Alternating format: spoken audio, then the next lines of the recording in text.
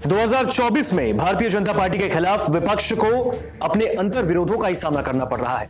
एक तरफ विपक्षी एकता की मुहिम देश में चल रही है।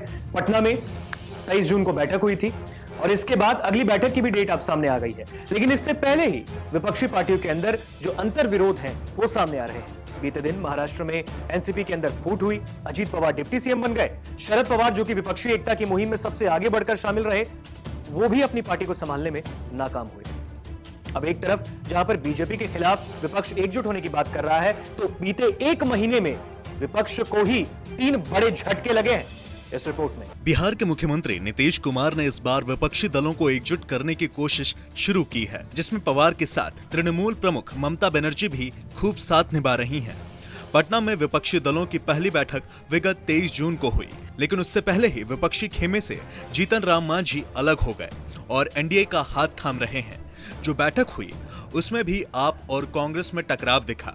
बाद में आपने सामान्य नागरिक संहिता पर सरकार का सशर्त समर्थन कर विपक्षी एकता को एक और बड़ा झटका दिया। ये सिलसिला थम नहीं रहा है।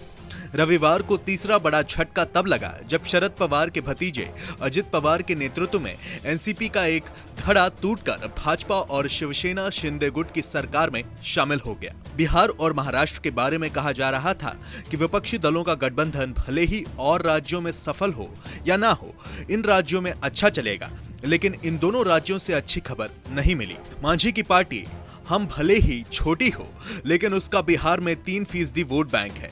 ये वोट भी महत्वपूर्ण है, इसीलिए एनडीए उन्हें साथ ले रहा है। इसी प्रकार महाराष्ट्र में विपक्षी गठबंधन के लिए एनसीपी महत्वपूर्ण है। अजित पवार के अलावा छगन भुजबल और प्रभावशाली और पवार के खासम खास नेताओं का सत्ता पक्ष के साथ मिलना एनसीपी के लिए बड़ी राजनीतिक चोट है। इसके आगामी चुनाव में नतीजे जो भी रहें, लेकिन 2 बातें स्पष्ट नजर आती हैं। विपक्षी एकजुटता के मामले में संदेश गलत गया है तथा दूसरा, एनसीपी कमजोर हुई है।